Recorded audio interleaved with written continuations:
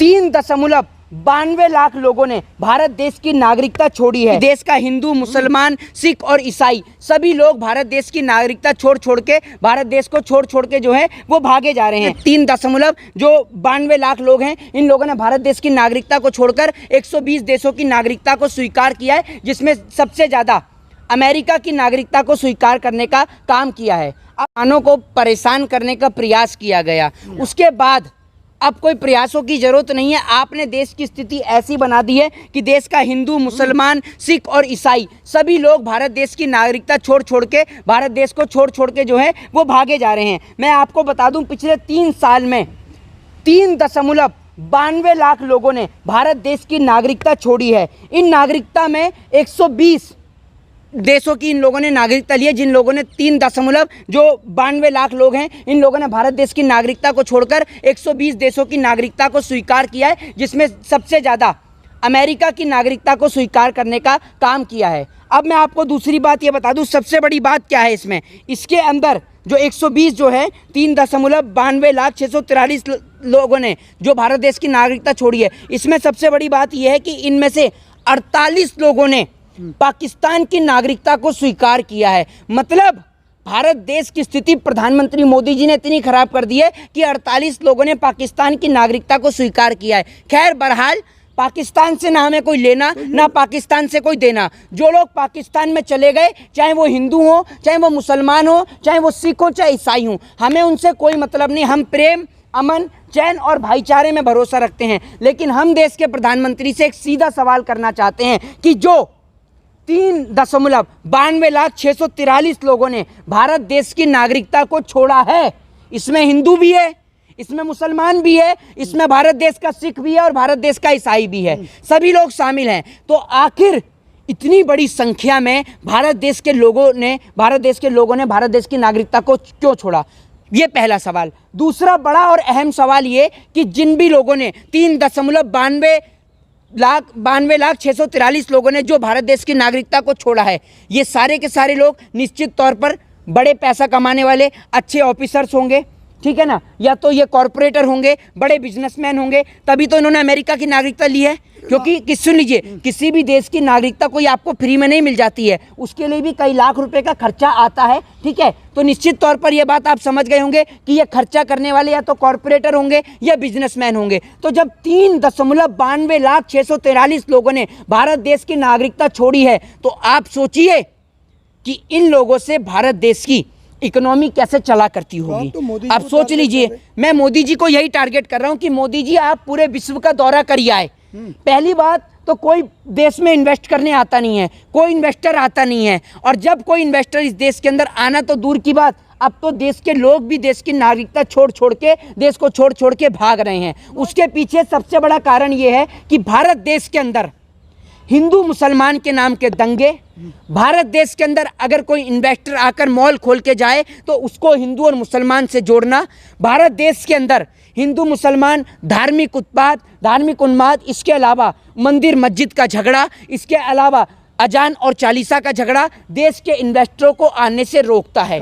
दूसरी बात, पिछले के मुकाबले जो है अब जो विदेश नीति है भारत की, वो काफ़ी अच्छी है। मैं आपको बता दूं सीधे तौर पर, भारत देश की कोई भी विदेश नीति जो है वो अच्छी नहीं है। और ये जो मैं डाटा आपको बता रहा हूँ, ये कोई मेरे घर का डाटा नहीं है। अब जो मैं आपने बात करी ना कि पिछले के मुकाबले भारत देश की विदेश नीति जो है वो बहुत अच्छी है, तो एक डाटा मैं आपको बता दूं, डाटा BBC का है कि 1,63,000 लोगों ने भारत देश की नागरिकता को छोड़ा है। 2021 की मैं बात कर रहा हूँ, ठीक है ना। वहीं 2020 के अंदर ये आंकड़ा जो था ये 85,000 का था। वहीं 2019 में 1,44,000 लोगों ने भारत देश की नागरिकता को त्यागा है। मोदी जी, आपकी विदेश नीति न जाने कहां चली गई, क्योंकि आप विदेश में जाकर सिर्फ हमारे देश के कॉरपोरेटर अंबानी और अडानी के लिए बिजनेस मांगते हैं। अगर इस देश के अंदर कोई भी चीज़ आती है तो उसका सारा फायदा, या फिर कह लीजिए 99.9% फायदा सिर्फ अंबानी और अडानी को मिलता है, देश की जनता को कोई भी फायदा नहीं मिलता। इसकी बात सबसे बड़ी चीज़ मैं आपको बता दूं, Chinese firm bags orders for 39,000, एक मिनट 39 कितने बैग हैं, एक मिनट, ठीक है। एक सबसे बड़ी बात मैं आपको बता दूं कि इस देश के अंदर जो स्वदेशी की बात करी जाती है, स्वदेशी की लगातार चर्चा करी जाती है, 2.25 आंख वाले वही विट्ठल काणिया, कौन है वो? बाबा रामदेव, पौने 2 आंख वाले, उनका नाम मत लीजिए, चर्चा मत करिए, पूरी बहस खराब हो जाएगी। कोई मेक इन इंडिया नहीं है, सिर्फ पहले साइकिल पर मठा बेको। बाबा रामदेव जी, आहा, बड़ी जल्दी याद दिलाया, बहुत सुपर फास्ट आपने याद दिलाया। बाबा रामदेव जी, एक चीज मुझे बता दीजिए, अब अगर आप तो वैसे बहुत साइकिल पे मठा बेका करते थे, बहुत स्वदेशी अपना रहे हैं, तो आपके स्वदेशी प्रोडक्ट पे भी वो लगेगी क्या जीएसटी? और अगर दूध फट जाता है तो आधी जीएसटी वापस मिल जाएगी क्या? ये तो बता दीजिए, दूध फटने पर जीएसटी वापस मिल जाएगी? सवाल का जवाब दे दीजिए। आप देश के अंदर जीएसटी के नाम पर लोगों से जो है रोटी छीनने का काम कर रहे हैं। दूसरी बात मैं आपको बता दूं कि Chinese sperm bags order for 39,000 train coach wheels, मैं आपको बता दूं 39,000 ट्रेन कोच व्हील्स जो हैं वो चाइना से मंगाए गए हैं। एक और देश के अंदर मेक इन इंडिया का कॉन्सेप्ट दर्शाया जाता है। दूसरी और सबसे बड़ी खबर जो मैं आपको अब देने जा रहा हूं, ये खबर देश के लोगों के लिए बहुत बड़ी बात है। हालांकि इस खबर से बीजेपी के नेताओं को रद्दी भर फर्क नहीं पड़ता, इस खबर से बीजेपी के वाले लोगों को और अंधभक्तों को भी कोई फर्क नहीं पड़ता है, क्योंकि उनके घर से ना तो कोई सरहद की हिफाजत में है, ना उनके घर से कोई किसी काम में है। ये खबर उन लोगों के लिए जो लोग सरहद की हिफाजत करते हैं या चाइना के, इंडिया और चाइना का जो बॉर्डर है, इंडो चाइन जो बॉर्डर है, वहाँ पर रहने का काम करते हैं। मैं आपको एक खबर देना चाहता हूँ, अरुणाचल प्रदेश के, अरुणाचल प्रदेश जिसकी राजधानी है ईटानगर, अरुणाचल प्रदेश में चाइना बॉर्डर के पास 18 मजदूर लापता हैं, लेकिन प्रधानमंत्री के मुंह से एक शब्द नहीं निकल रहा है। 18 मजदूर लापता हो गए हैं देश के, लेकिन प्रधानमंत्री जी जो हैं वो सुध नहीं ले रहे हैं। महंगाई, बेरोजगारी जैसे शब्दों को इस देश के अंदर बैन कर देना चाहिए, देश की आधी समस्या का हल निकल जाएगा, ऐसा प्रधानमंत्री नरेंद्र मोदी जी शायद चाहते हैं। सुन लीजिए, सुन लीजिए, सुन लीजिए, मैं आपको बताता हूँ कितना थर-थर कांपता है और कितनी लोगों की आंखें खुलती हैं, वो भी मैं आपको बताऊंगा, उस पर एक विषय से चर्चा करेंगे। पहले मैं आपको बता दूं कि इस देश के अंदर महंगाई और बेरोजगारी, जब आप सदन के अंदर जुमलाजीवी जैसे शब्दों को और तमाम शब्दों को बैन कर रहे हैं, तो महंगाई, बेरोजगारी जैसे शब्दों को भी आप बैन कर दीजिए, क्योंकि आपको इसी बात से तो तकलीफ है कि विपक्ष महंगाई का इस्तेमाल करता है, बेरोजगारी का इस्तेमाल करता है, तो आप महंगाई और बेरोजगारी जैसे शब्दों को उठाकर बंद कर दीजिए। देश की आधी समस्या का समाधान आपको मिल जाएगा प्रधानमंत्री मोदी जी, क्योंकि आप जिस हिटलर शाही और तानाशाह का सपना इस हिंदुस्तान के अंदर बुन रहे हैं, जिस तानाशाही का स्वेटर आप हिंदुस्तान की सरजमी में बुन रहे हैं, वो स्वेटर आप कभी नहीं बुन पाएंगे, क्योंकि भारत देश का लोकतंत्र बाबा साहब भीमराव अंबेडकर के संविधान से चलता था, चलता है और चलता रहेगा। आपका इस देश के अंदर कोई भी किसी भी तरीके का तानाशाह का स्वेटर आप इस देश में नहीं बुन पाएंगे, क्योंकि तानाशाह का स्वेटर बुनने का प्रयास इस देश के अंदर जिस जिस व्यक्ति ने किया है, उसका अंजाम यही हुआ है कि वो या तो भारत देश को छोड़कर चला गया है, चाहे वो इस देश के अंदर अंग्रेज हों जिन्होंने तानाशाह अपनाने की कोशिश करी, भारत देश को गुलाम बनाने की कोशिश करी। तो जिस तरीके से अंग्रेजों ने गुलाम बनाया, लेकिन जिस दिन इस देश की, हिंदुस्तान की आवाम जाग गई कि ये हमें और आपको लड़ाने का काम कर रहे हैं, उसी दिन अंग्रेजों को भगा दिया गया था। तो ठीक उसी प्रकार जिस दिन इस हिंदुस्तान की जनता नरेंद्र मोदी जैसे अंग्रेजों को पहचानने का प्रयास कर गई, उस दिन ये देश दोबारा से विजयी बन जाएगा। आप बाबा रामदेव पे सवाल उठा रहे हैं, सस्ते दामों पे वो सामान देते हैं लोगों को। सस्ते दामों पर अगर सवाल देते हैं तो आप मुझे बता दीजिए कि पतंजलि में मिलने वाले प्रोडक्टों के ऊपर क्या जीएसटी नहीं लगेगी?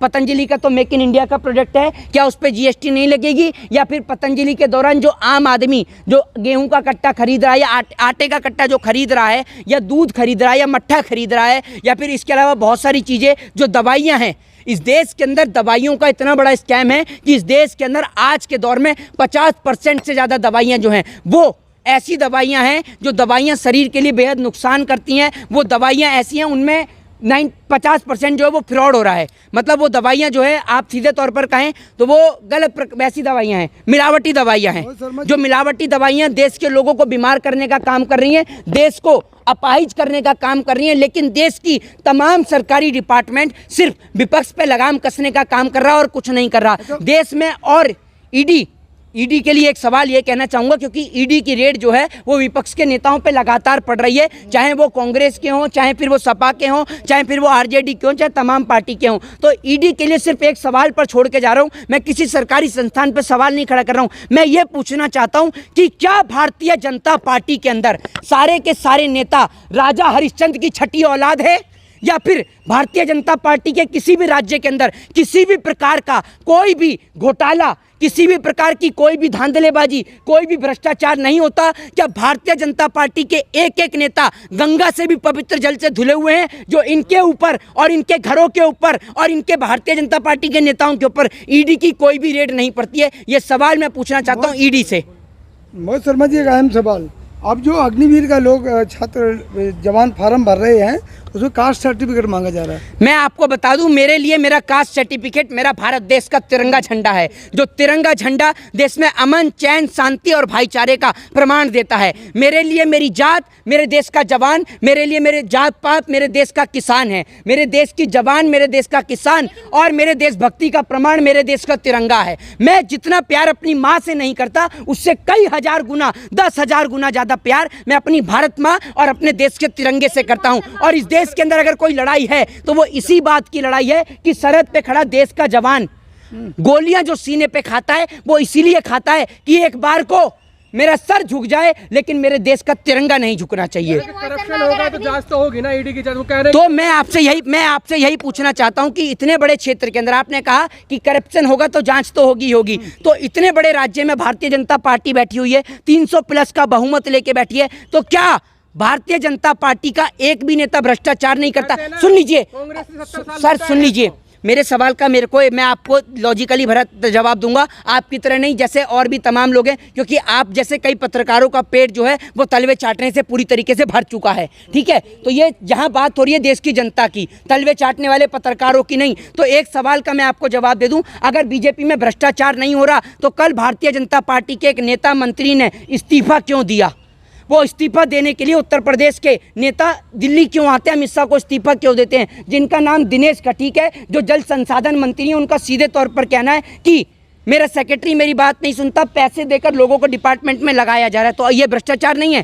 क्या ईडी इसकी जांच नहीं करेगी? नहीं, ईडी तो जांच करेगी सोनिया गांधी की, ईडी जांच करेगी राहुल गांधी की, प्रियंका गांधी की, अखिलेश यादव की, मायावती के, सिद्दीन ओवैसी की, ये तमाम लोग जो विपक्ष की भूमिका अदा कर रहे हैं, इनकी जांच करेगी। लेकिन इनकी जांच नहीं करेगी जो बीजेपी के रहकर अंदर घोटाला कर रहे हैं, क्योंकि अगर बीजेपी के अंदर वालों की जाँच करेगी तो ईडी के अफसरों का तबादला होने में सिर्फ 2 मिनट लगते हैं।